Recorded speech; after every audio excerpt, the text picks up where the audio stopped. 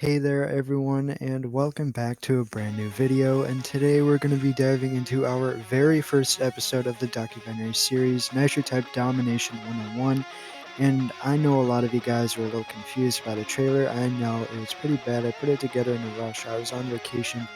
Um, but now I'm back in school. Don't really have any homework today. So yeah, we're just going to make sure that this first episode is a banger. The series, for clarification, this series was meant to focus on Nitro biggest teams and how they were able to rise up to their successful position today.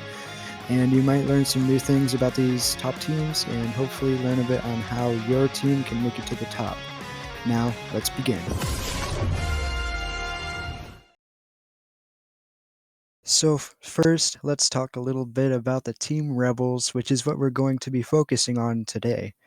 Well, if you check out the team leaderboards, it takes no time at all to find this team since it's been in like the top 3 or top 10 range for quite a while. The team has also changed their name to both Anyone Can Join and Chosen Ones, and we'll talk a little bit more about the Anyone Can Join feature later on. Anyways, that's pretty much all you need to know about the general information. It's like a top team. We have some really good racers on the team, and let's get into the interview part of this video. So I can't exactly voice chat on Discord because I'm on a school computer and I don't know, I would have to like install Discord or something, but I don't know. So I just like DM'd the captain, Drewy. So we'll have just questions and answers on the screen. And if you're just listening, I'll be reading out the questions and answers. So yeah, let's get on to the first question that I asked. So I asked him why he formed the team, and he said that he formed it for fun with his friend, but he grew in terms of competitiveness. I guess I can definitely see that not all teams are formed just for competitiveness. I know a lot of teams are out there just for fun, like with classmates. I know my own team is pretty competitive, so yeah, there's an answer for the first question for you right there.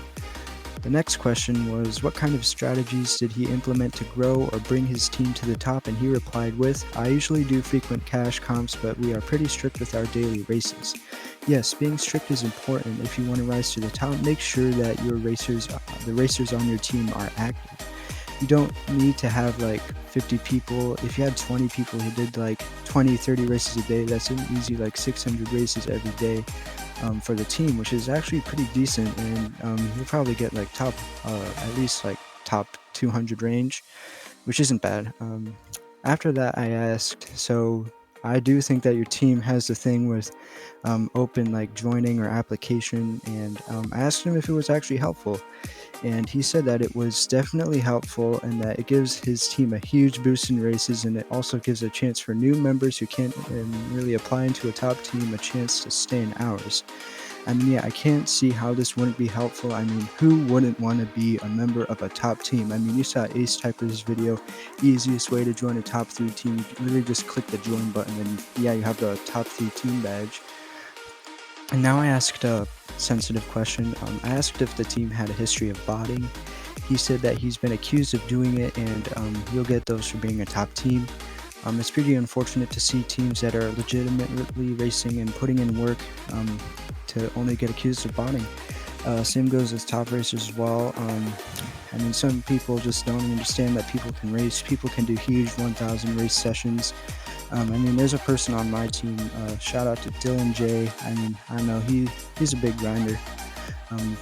Yeah, he's a legit racer. He's very nice too. And then the next question, I asked him how long it took for his team to rise up to the top 10 or top 3 range. He said that it wasn't instant, it took a while because he didn't have the powerhouse racers like the other teams on the leaderboard. I guess I can agree with that because getting to top 10 doesn't happen overnight unless you're the Empyrean Conquerors. And speaking of powerhouse racers, the question after that had to do with who contributed most to the team. And the answer was Dark, or Dark on mobile. Hopefully I'm pronouncing that right. And yes, it's clear as day that this person has contributed the most to the team with over 125,000 total team races, which is 96% of their lifetime races. I really just took that by taking 125,000 divided by their lifetime races.